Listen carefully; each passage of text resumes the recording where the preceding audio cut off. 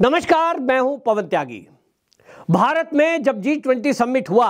उस समय भारत ने दुनिया के देशों के सामने, जो G20 सम्मेलन के सदस्य देश हैं, उनके सामने एक प्रस्ताव रखा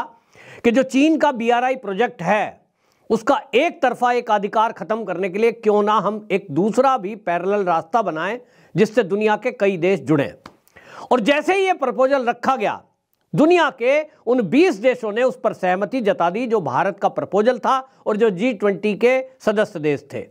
इससे चीन को झटका लगना स्वाभाविक था। चीन का जो BRI प्रोजेक्ट है वो सोचता है कि इस प्रोजेक्ट के जरिए वो दुनिया के लगभग कई देशों में अपना व्यापार बढ़ा पाएगा, लेकिन भारत उसके लिए एक दीवार बन के खड़ा है, क्योंकि वो जो प्रोजेक्ट है वो POK से होकर गुजरता है और POK भारत का अभिन्न अंग है और भारत इस पर हमेशा से ऑब्जेक्शन करता रहा है। अब जब ये चीन के खिलाफ बातें हुई, उसमें रूस साथ आया, उसमें अमेरिका साथ आया, उसमें ऑस्ट्रेलिया साथ आया, तो अब चीन अपनी हरकतों को दिखाने के लिए ऐसे कुछ देशों को अब भारत के विरुद्ध इस्तेमाल कर रहा है। ऐसे कई देशों को अब भारत से अलग थलग करने की कोशिश कर रहा है जिनका भारत से द्विपक्षीय समझौते हैं और मजबूत रिश्ते पिछले कई दशकों से हैं। इसी में अब मालदीव को चीन ने कैप्चर करने का मन बनाया। BRI प्रोजेक्ट को देखते हुए आपको बता दें कि उसने मालदीव में अपना BRI प्रोजेक्ट के जरिए इंफ्रास्ट्रक्चर खड़ा किया और इसी के जरिए वहां उसने अब ये चाल चली है कि उनको बड़े पैमाने पर वो फंडिंग कर रहा है, लेकिन उसने एक कंडीशन रख दी कि आपको भारत से अपने रिश्ते खत्म करने होंगे। ये बात खुलकर तो कोई नहीं बोलेगा, लेकिन बातें समझ में आ रही हैं कि जिस तरह से अभी वहां नई सरकार बनी है और वहां के जो राष्ट्रपति हैं मुइज्जू, वो अभी चीन की यात्रा करके आए हैं, फिर से चीन यात्रा करने वाले हैं। और इस मुइज्जू ने चुनावी अपने घोषणा पत्रों में जनता से वादा किया कि यदि हमारी सरकार आई तो हम भारत के जो सैनिक यहाँ हमारे देश में हैं, जो वहाँ रडार सिस्टम भारत का लगा हुआ है, उन सैनिकों को बाहर करेंगे और आउट इंडिया उसका एक नारा दिया गया और ये कह दिया गया कि अब हम भारत से इस तरह का कोई भी संबंध नहीं रखेंगे कि उनकी दखलंदाजी हमारे देश में हो। आपको याद होगा कि इस तरह से पहले तुर्की में हुआ है कि भारत से वो धीरे धीरे व्यापारिक संबंध खत्म कर रहे हैं, और अब ये जो अब हुआ है इसको लेकर के मालदीव की जो हैकड़ी है उसको सबक सिखाने के लिए भारत सरकार ने कदम उठाया। वहां पर अब जो टूरिस्ट जाते थे भारत के, वो भारत में ही रहें, उसके लिए मोदी जी जिस तरह से लक्षद्वीप पहुंचे, उनको ये एक इशारा है कि हमारे पास ऑप्शन है और इसके कारण असर भी हुआ है। लगभग 2500 फ्लाइट टिकट कैंसिल हुए जो भारतीय मालदीव जाते थे, और उससे अधिक आपको बता दूं कि वहां पे होटलों की कैंसिलेशन हुई है जिसमें लगभग 8166 ये आंकड़ा आया है कि इतने होटलों की बुकिंग भारतीयों ने वहां कैंसिल करा दी, क्योंकि वहां के कुछ मंत्रियों ने मालदीव के हमारे देश के प्रधानमंत्री के बारे में कुछ टिप्पणी की। मामला टिप्पणी तक नहीं है, मामला देश की सुरक्षा से भी जुड़ा हुआ है और इसलिए हम सब लोगों को समझना चाहिए। जो भी लोग मालदीव का रुख करने वाले हैं उनको भी अब यह समझना होगा कि यदि वो मालदीव जाते हैं तो वो उस बात को मजबूत करते हैं। उसका जो मुइज्जू राष्ट्रपति अभी नियुक्त हुआ है उसको बल मिलेगा इस बात से कि भारत के विरुद्ध हम जो ये कदम उठा रहे हैं और चीन को अपनी गोद में बिठा रहे हैं, चीन की गोद में हम जो बैठ रहे हैं,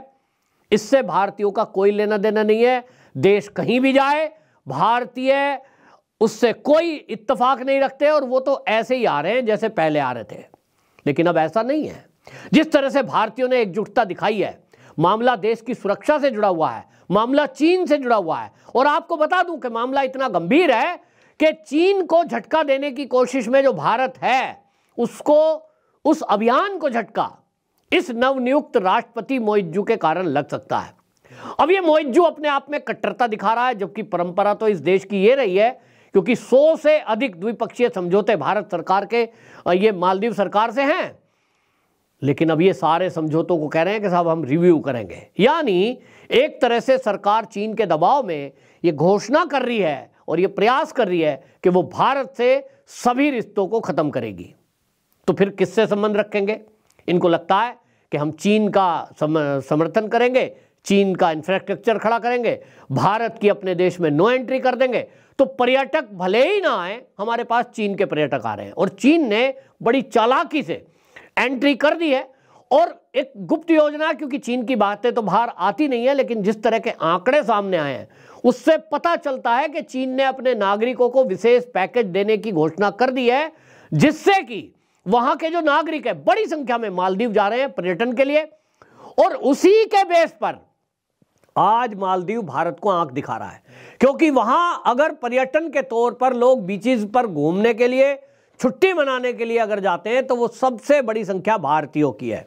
और इसी से वहां 14% लगभग जो कुल पर्यटक है उसका 14% वो भारतीय जाते हैं, बाकी सब नंबर 2, नंबर 3, नंबर 4 पर है। लेकिन आपको जान के आश्चर्य होगा कि अभी 2023 का जो आंकड़ा आया है,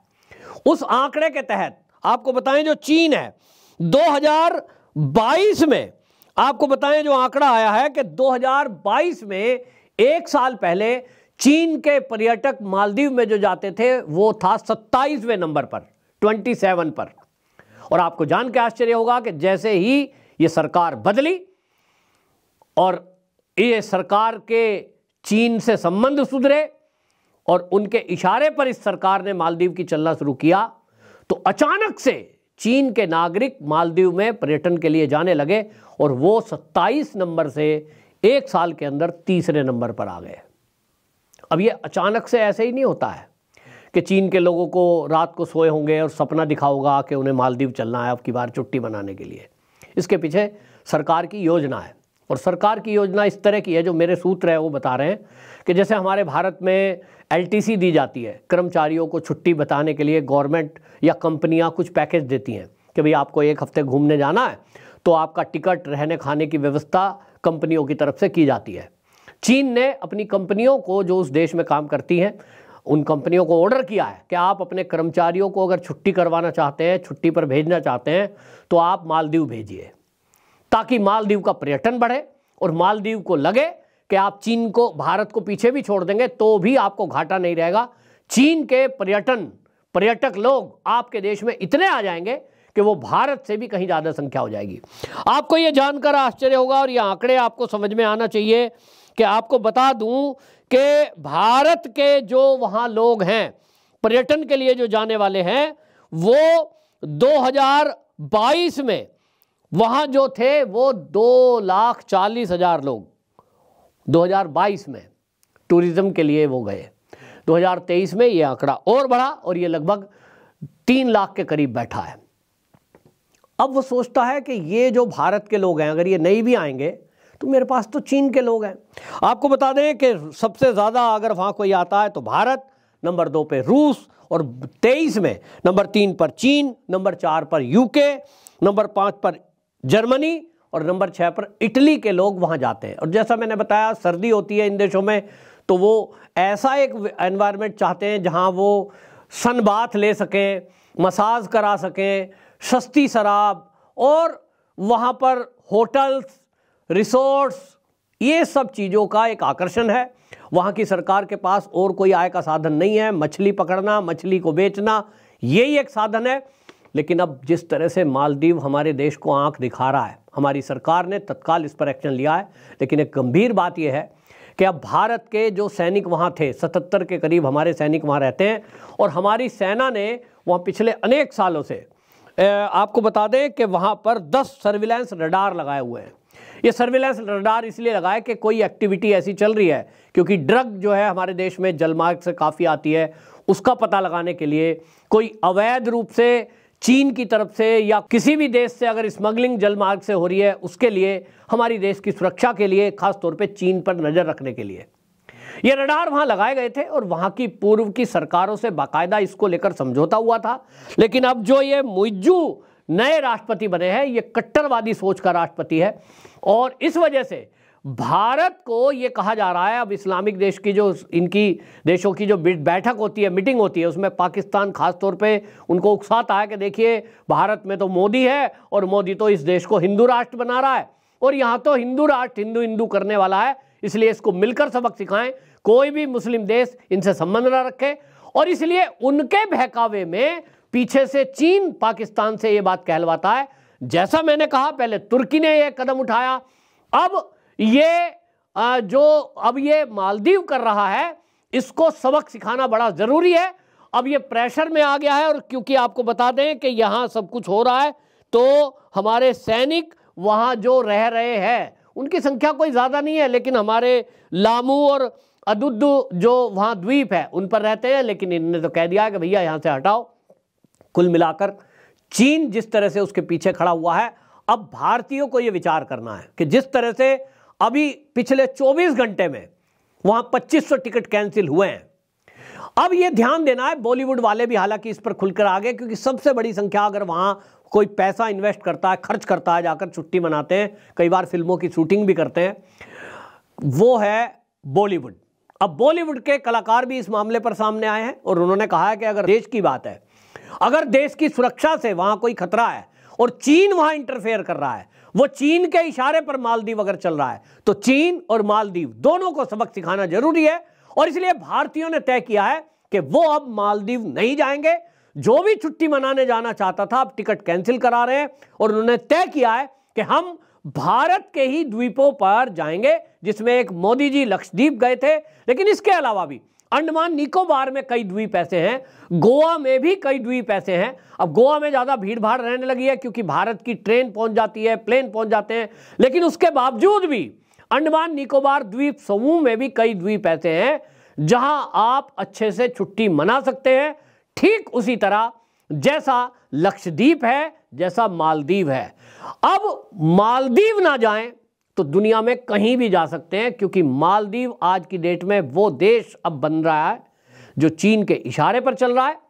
और भारत से अपने व्यापारिक रिश्ते खत्म कर रहा है। 100 से अधिक समझौतों को अब वो रिव्यू करेगा। इसका मतलब बिल्कुल साफ है कि अब वो भारत से उन रिश्तों को केवल रखना चाहता है व्यापार के जहां उसका फायदा होता हो। तो हम क्या मूर्ख हैं कि हम उसको फायदा कराएंगे? निश्चित जानिए आज न कल या तो इसको सबक सिखाना पड़ेगा, इसकी अकल ठीक आएगी मालदीव की, और नहीं आती है तो फिर तरीका वही है कि हम भारतीय एकजुट हों। भारत सरकार इस पर सख्त है, जरूरत है भारतीयों की एकजुटता की और एकजुट होकर इसको सबक सिखाने की। देखते हैं ये कहां तक टकराव जाता है। हालांकि मोदी जी के ऊपर जो टिप्पणी करने वाले 3 मंत्री थे उनको सरकार ने बर्खास्त कर दिया है, लेकिन अब जिस तरह से चीन की गोद में बैठकर मालदीव भारत को आंख दिखा रहा है, अब यह भी देखना होगा कि वो भारत के साथ आना चाहता है या चीन की गोद में बैठकर उसका गुलाम होकर वो चीन उस पर कब्जा कर ले, वहां जाना चाहता है। देखना होगा ये किस कदर जाती है, लेकिन इतना तो तय है कि भारतीयों की एकता ने मालदीव को करारा झटका 24 घंटे में दे दिया है। आगे आने वाले समय में अब देखेंगे क्या होता है। आपकी क्या राय कमेंट बॉक्स में जरूर बताएं। वंदे मातरम।